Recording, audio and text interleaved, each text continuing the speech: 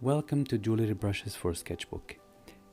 In this video I'm going to show you how you can use one of the I can say a little bit complicated brushes, or maybe you just couldn't justify what's the purpose of these brushes, or how effectively they can speed up jewelry illustration or jewelry design.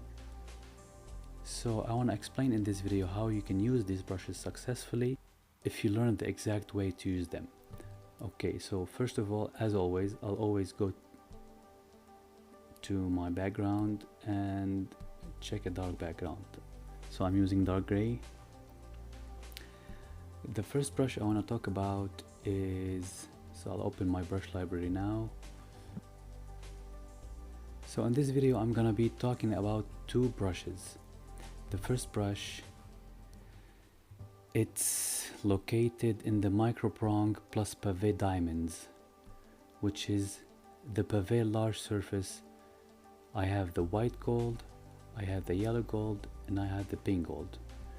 All three brushes are the same except the gold color is different. So let's say I'm using the pink gold. First, let's see what this brush does. So with a click, I'm just creating a quick circular diamond pave shape with pink gold. Okay, but you might say this is meaningless. Why would I need such a defined brush? How can I use this brush in designing my own unique designs or own unique jewelry? And even if you drag the brush, you will see it will look much more meaningless, because this brush, when it was created, it wasn't intended to be used this way. That's why I'm gonna show you an example how you can use this brush successfully and effectively. I'll always go, when I'm making quick examples, to the symmetry tool, because this way it will give us a quick illustration of, let's say, anything. Let's say we'll go for a flower. Maybe I'll go with a flower, a three shaped petal flower. Okay,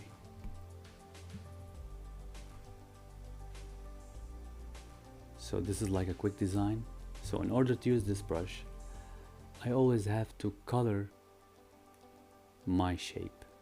So I'll go to the flood fill and just fill it with any color you want.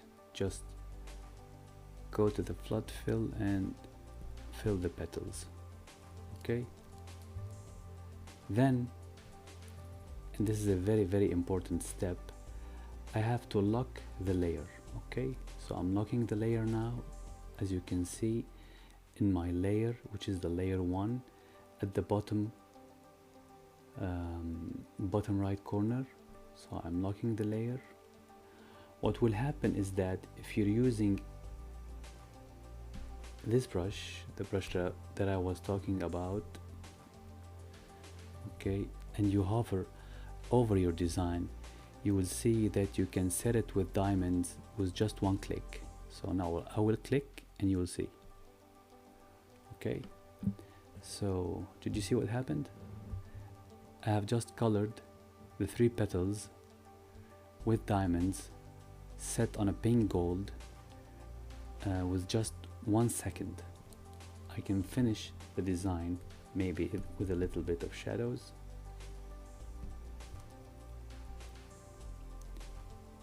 If it's a dome shape, let's say.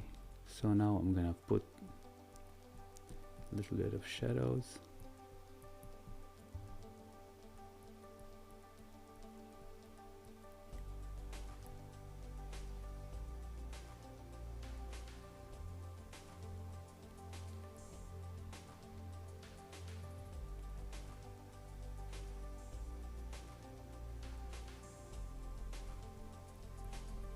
So this is my flower. Then maybe I'll just add, I have to cancel the lock. If I don't cancel the lock, my stone will only fill uh, where I've just colored underneath. So I will open the lock here. I will show you the difference. Okay, this is without the lock, and this one with the lock. So you see the stone only landed where I have previously colored. That's what happens when you lock a layer. Even if I go with a brush, like any sort of a brush, just a regular pen. Okay, let's say I'm using, okay, this pen. So if you see, if I try to color anywhere on the page, nothing happens.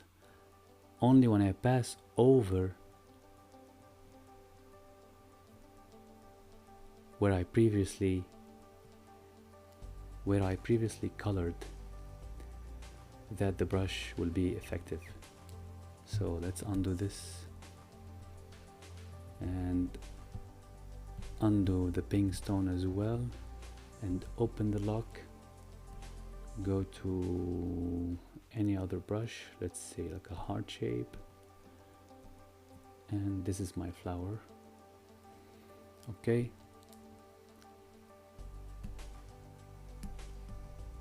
maybe I'll add some shadows underneath. Okay, so this is my flower. I'll go a bit, so I'll go with the sharpness tool and sharpen everything just a little bit. Okay, so this is how effective this brush can be, the pave large surface, either pink gold, yellow gold, or white gold. It's a very, very nice brush. I use it all the time. So this is the first brush. The other brush, the second brush I want to talk about, is the setting edges. I also have it in pink, yellow, and white gold. So what's the purpose of this brush? Let's say, for example, I finished coloring this brush, but it's not perfectly dome shaped. Like, I want to see the edges of the setting, usually, because when you set diamonds, you see like a small thin gold line contouring your jewelry pieces. This is what this brush does exactly. So what I can do is I will go back, lock the layer once again, and go to my brush. I'll be using the setting edges pink, and I'll go just with the zoom, and always use one of my two settings, either the predictive stroke or the steady stroke, whichever you feel comfortable using, because I will have straight lines and I will make the edges of this flower.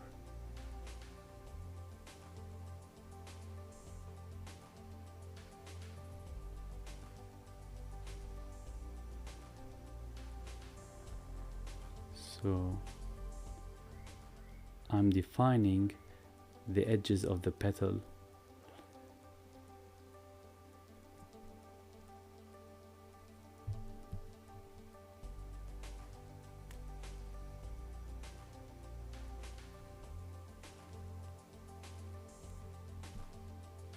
So as you can see now, the diamond flower looks much more realistic using these golden edges.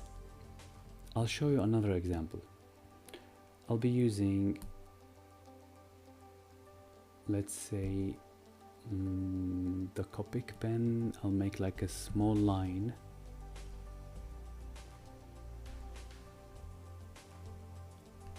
Okay, then I'll go and use the round diamonds, just placing my diamonds inside the line, so as if it was like some sort of a golden line, and it is set with round diamonds. Then I'll go with the prongs. Obviously I'll be using the yellow prong, of course, as the name implies. I use this brush to put prongs for my stones.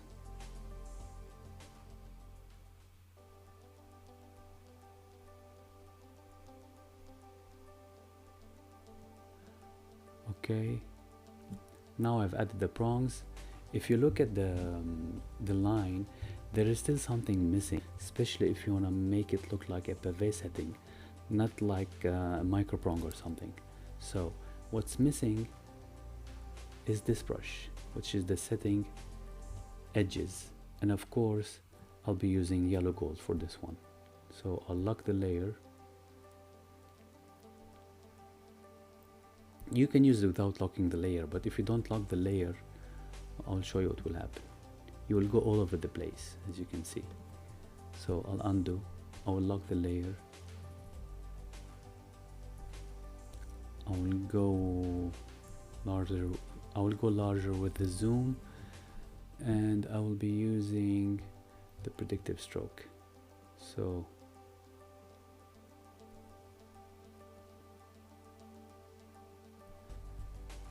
as you can see now, my pave diamond line looks much more realistic because I have the diamonds, I have the prongs, and I have, you know, the setting edges as well.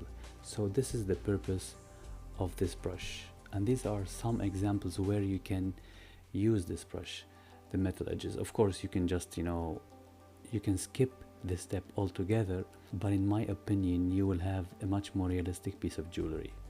So that's it, guys. That's these are the two brushes that I wanted to talk about.